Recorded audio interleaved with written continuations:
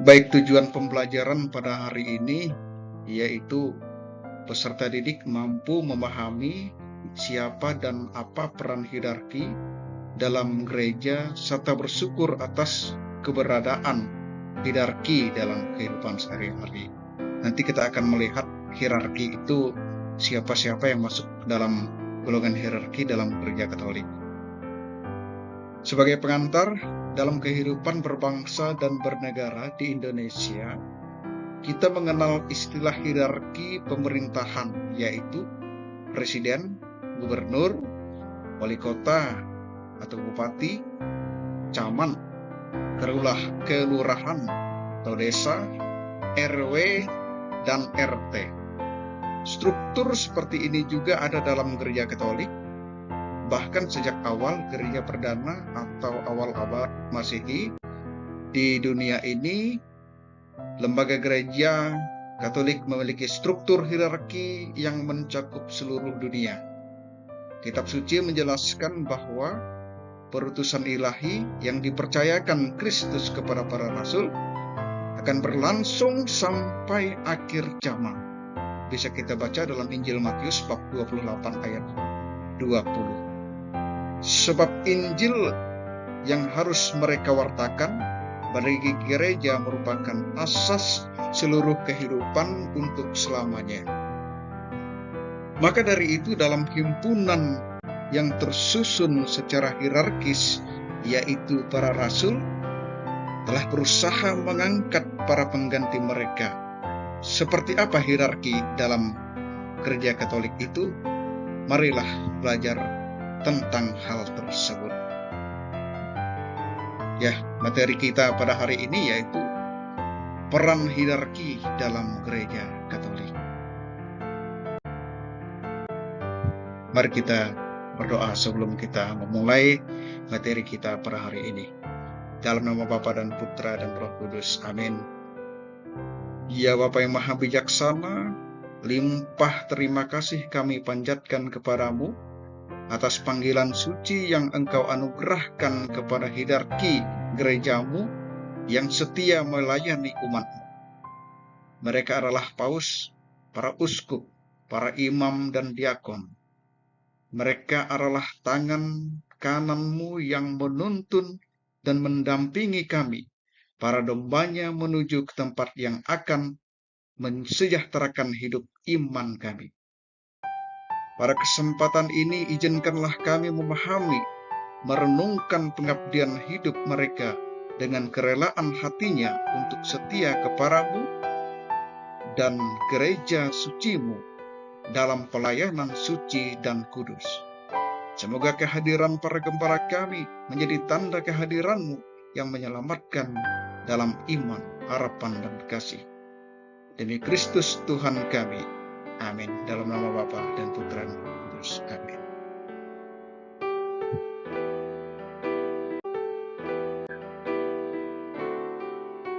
Hierarki dalam gereja Katolik yang akan kita lihat yaitu struktur kepemimpinan hierarki dalam gereja. Yang pertama yaitu Dewan Para Uskup dengan paus sebagai kepalanya. Yang kedua paus, kemudian yang ketiga uskup, imam dan diakon merupakan pembantu uskup. Sebagai catatan, kardinal bukan merupakan hierarki, tapi kardinal adalah penasehat paus, dan kardinal itu sendiri merupakan seorang uskup.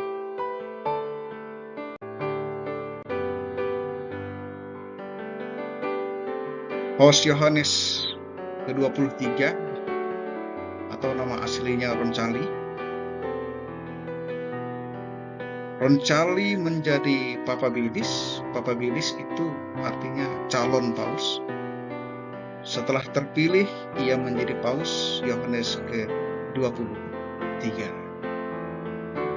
Ia diakui sebagai paus yang memperbaharui kehidupan menggereja dan pencetus Konsili Vatikan kedua, yang diakui sebagai karya Roh Allah di abad ini. Motonya, Archionamento, gereja harus senantiasa memperbaharui diri sesuai dengan tuntutan zaman.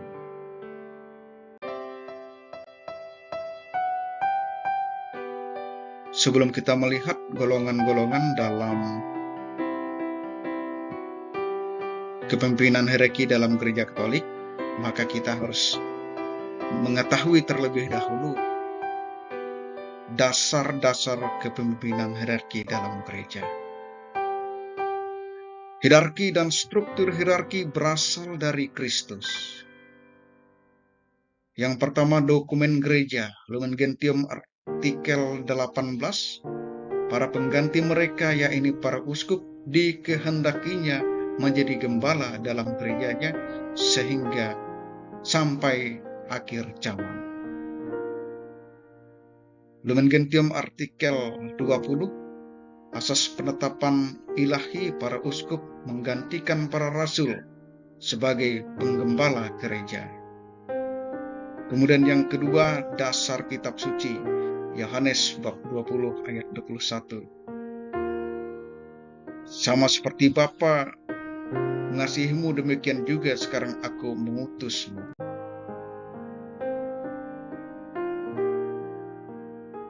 Namun sebelum terbentuknya struktur hierarki, asal muasal dari struktur hierarki itu sendiri adalah dari para rasul yang diketuai oleh Simon Petrus atau Simon yang disebut Petrus. Nama 12 murid Yesus dalam Injil Matius ada 12. Yang pertama Simon yang disebut Petrus, 2 Andreas saudara Simon, 3 Yakobus anak dari Zebedius, 4 Yohanes saudara Yakobus, 5 Filipus, 6 Bartolomeus, 7 Thomas, 8 Matius si pemungut cukai, 9 Yakobus anak Alfeus, 10 Tadius atau Levius, 11 Simon orang Kanaan, 12 Yudas Iskariot yang mengkhianati Yesus. Kemudian Yudas diganti oleh Matias. Dewan para uskup.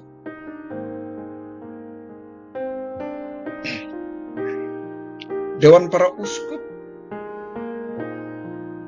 pada akhir zaman gereja perdana sudah diterima cukup umum bahwa para uskup adalah pengganti para rasul. Seperti juga dinyatakan dalam Konsili Vatikan kedua, artikel yang ke-20. Tetapi hal itu tidak berarti bahwa hanya ada 12 uskup karena 12 rasul yang saya sebutkan di atas. Di sini dimaksud bukan rasul satu persatu diganti oleh orang lain, tetapi kalangan para rasul sebagai pemimpin gereja diganti oleh kalangan para uskup. Hal tersebut juga dipertegas dalam Konsili Vatikan kedua, Lumen Gentium artikel 20 dan 22. Tegasnya, Dewan para uskup menggantikan Dewan para rasul. Yang menjadi pimpinan gereja adalah Dewan para uskup. Seseorang diterima menjadi uskup karena diterima ke dalam dewan itu. Itulah tahbisan uskup. Seorang menjadi anggota Dewan para uskup dengan menerima tahbisan sakramental dan berdasarkan persekutuan hierarkis dengan kepada maupun para anggota dewan. Lumen Gentium artikel 22. Sebagai sifat kolegial ini, tahbisan uskup lalu dilakukan paling sedikit 3 uskup yang harus hadir. Sebab tahbisan uskup berarti bahwa seorang anggota baru diterima ke dalam Dewan para uskup. Lumen Gentium artikel ke-21. Tapi biasanya kalau tahbisan uskup lebih dari 3, minimal itu 3 uskup yang harus hadir. Kalau lebih dari 3 itu lebih banyak, tapi minimal 3. Itu tadi Dewan para uskup, bukan uskup tapi Dewan para uskup. Kemudian yang selanjutnya struktur kepemimpinan hierarki dalam gereja Katolik, yaitu Paus. Akan saya jelaskan Paus ini dulu. Kristus mengangkat Petrus menjadi ketua para rasul lainnya untuk menggembalakan umatnya. Paus pengganti Petrus adalah pemimpin para uskup. Menurut kesaksian tradisi, Petrus adalah uskup Roma pertama. Karena itu, Roma selalu dipandang sebagai pusat dan pedoman seluruh gereja Katolik. Maka menurut keyakinan tradisi, uskup Roma itu pengganti Petrus. Bukan hanya sebagai uskup lokal, melainkan terutama dalam fungsinya sebagai ketua dewan pimpinan gereja. Paus adalah uskup Roma, dan sebagai uskup Roma, ia adalah pengganti Petrus dengan tugas dan kuasa yang serupa dengan Petrus. Hal ini dapat kita lihat dalam sabda Yesus sendiri. Berbahagialah engkau Simon bin Yunus, sebab bukan manusia yang menyatakan itu kepadamu, melainkan Bapa-Ku yang di surga. Dan aku pun berkata kepadamu, engkau adalah Petrus, dan di atas batu karang ini aku akan mendirikan jemaatku, dan alam maut tidak akan menguasainya. Kepadamu akan kuberikan kunci kerajaan surga. Apa yang kau ikat di dunia ini akan terikat di surga, dan apa yang kau lepaskan di dunia ini akan terlepas di surga. Matius 16 ayat 17 sampai dengan 19. Paus pengganti Petrus merupakan uskup Roma. Petrus uskup Roma pertama, setelah itu digantikan oleh Paus. Sekarang kita melihat di bawah Paus, yaitu uskup. Tapi perbedaan Paus dengan uskup adalah Paus itu memimpin umat Katolik seluruh dunia. Kalau seorang uskup hanya memimpin di keuskupan tertentu. Walaupun Paus merupakan seorang uskup juga, yaitu uskup Roma. Artinya seorang Paus itu mengemban tugas selain sebagai uskup Roma, dia juga memimpin umat Katolik seluruh dunia. Sekarang kita melihat uskup.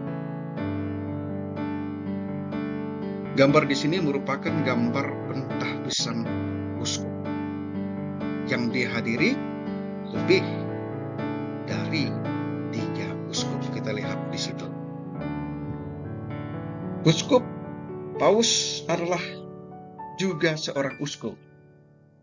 Kekhususannya sebagai Paus bahwa dia adalah ketua dewan para uskup. 3 pokok uskup. Tugas pokok uskup di tempatnya sendiri, dan Paus bagi seluruh gereja adalah pemersatu. Tugas hierarki yang pertama dan utama adalah mempersatukan dan mempertemukan umat. Tugas itu boleh disebut tugas kepemimpinan, dan para uskup dalam arti sesungguhnya disebut pembesar umat yang mereka bimbing. Lumen Gentium artikel 27. Tugas pemersatu dibagi menjadi 3 tugas khusus menurut 3 bidang kehidupan gereja. Komunikasi iman gereja terjadi dalam pewartaan, perayaan, dan pelayanan. Maka dalam 3 bidang itu para uskup dan Paus untuk seluruh gereja menjalankan tugas kepemimpinannya. Di antara tugas-tugas utama para uskup, pewartaan Injil lah yang terpenting. Lumen Gentium artikel 25. Dalam ketiga bidang kehidupan gereja, uskup bertindak sebagai pemersatu dan mempertemukan orang dalam komunikasi iman. Imam atau pastor.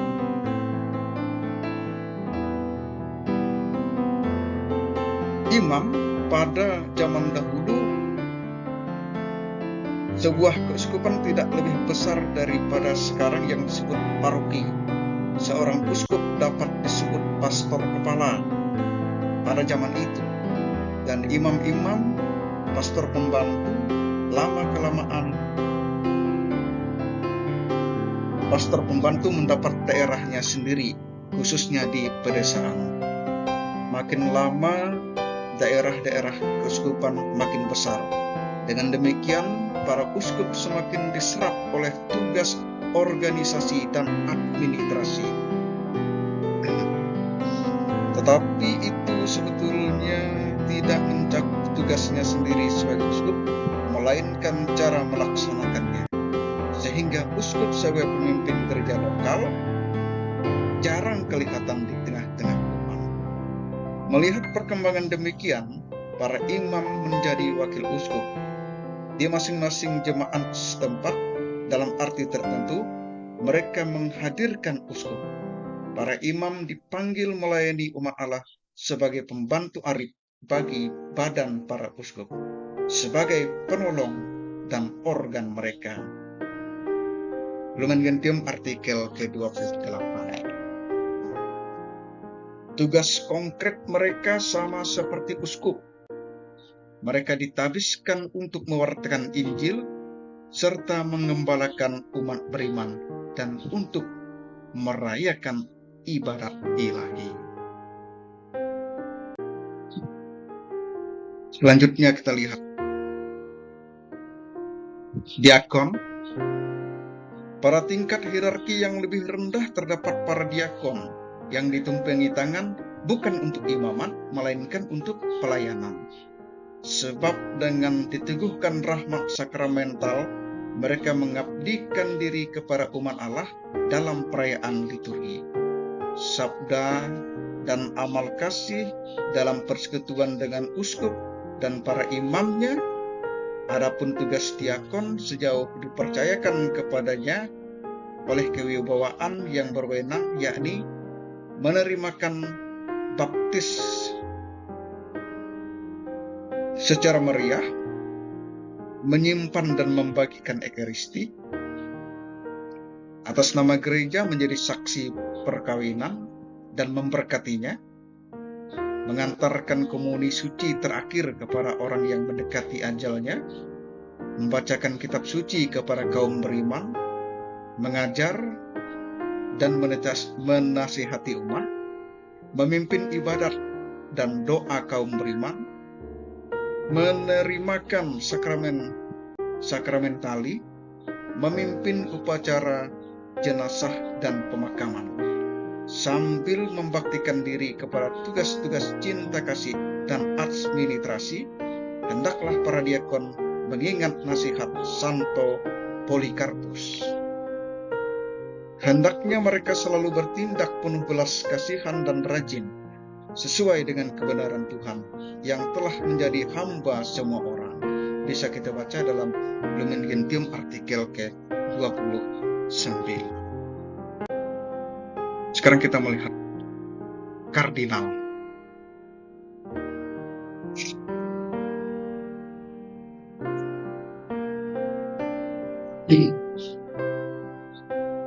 Seorang kardinal adalah seorang uskup yang diberi tugas dan wewenang memilih paus baru bila ada seorang paus yang meninggal atau mengundurkan diri.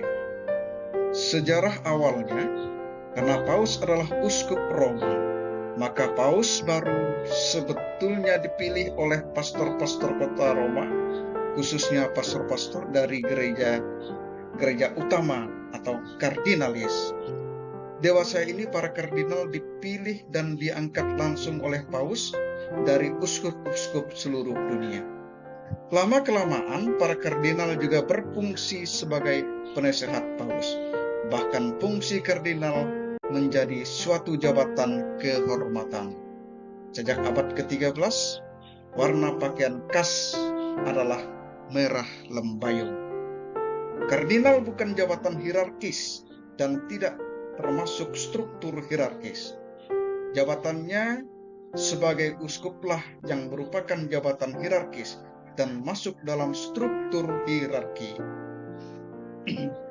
Para uskup yang dipilih oleh paus sebagai kardinal kemudian membentuk suatu dewan kardinal.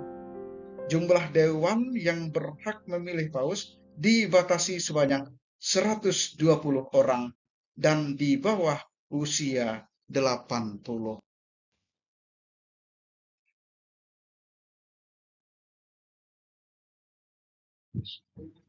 Baik, kita melihat corak kepemimpinan dalam gereja Katolik. Panggilan khusus, arah campur tangan Tuhan yang sangat dominan, bersifat mengabdi dan melayani. Kepemimpinan hierarki berasal dari Tuhan, maka tidak dapat dihapuskan oleh manusia. Hubungan awam dan hierarki sebagai partner kerja, kita melihat di sini. Hubungan awam dan hierarki yaitu sebagai partner kerja. Mereka memiliki martabat yang sama, hanya berbeda fungsinya saja. Kerasulan awam, kerasulan eksternal, yaitu kerasulan dalam tata dunia. Tata dunia adalah medan bakti khas kaum awam, hal-hal yang bersifat duniawi. Hidup berkeluarga dan bermasyarakat yang bergumur dengan bidang-bidang ipolek sosbud hankamnas. Berdasarkan panggilan khasnya, awam bertugas mencari kerajaan Allah dengan mengusahakan hal-hal duniawi dan mengaturnya sesuai kehendak awam. Kerasulan internal, kerasulan dalam gereja atau kerasulan membangun umat. Tugas ini pada dasarnya lebih dipercayakan kepada hierarki, tetapi kaum awam dituntut juga untuk mengambil bagian karena sakramen baptis. Dengan menerima sakramen baptis, awam menerima tritugas gereja atau tritugas Kristus, yaitu sebagai nabi, imam, dan raja. Tritugas gereja, tugas nabiah mewartakan sabda, tugas imamiah menguduskan, tugas rajawi atau tugas gerejawi memimpin, mengembalakan, dan melayani. Baik, itu materi kita pada hari ini. Setelah menyimak materi, maka silahkan mengerjakan tugas dan ditulis dalam sebuah kertas folio, dikumpulkan nanti setelah masuk atau informasi akan kita bagikan di grup WhatsApp kelas. Tugas yang pertama, jelaskan definisi hierarki dalam gereja Katolik. 2. Sebutkan peranan hierarki dalam gereja Katolik. 3. Buatlah doa untuk para hierarki agar tetap teguh dalam panggilan sebagai hierarki dalam gereja Katolik. Mari kita tutup dengan doa dalam nama Bapa dan Putra dan Roh Kudus. Amin. Ya Bapa yang Maha Bijaksana, limpah terima kasih kami panjatkan kepadamu atas panggilan suci yang Engkau anugerahkan kepada hierarki gerejamu yang setia melayani umatmu. Mereka adalah paus, para uskup, para imam, dan diakon. Mereka adalah tangan kananmu yang menuntun dan menampingi kami para dombanya menuju ke tempat yang akan mensejahterakan hidup iman kami. Pada kesempatan ini, izinkan kami memahami, merenungkan pengabdian hidup mereka dengan kerelaan hatinya untuk setia kepadamu dan gereja sucimu dalam pelayanan suci dan kudus. Semoga kehadiran para gembala kami menjadi tanda kehadiranmu yang menyelamatkan dalam iman, harapan, dan kasih. Demi Kristus Tuhan kami. Amin. Dalam nama Bapa dan Putra dan Roh Kudus. Amin. Selamat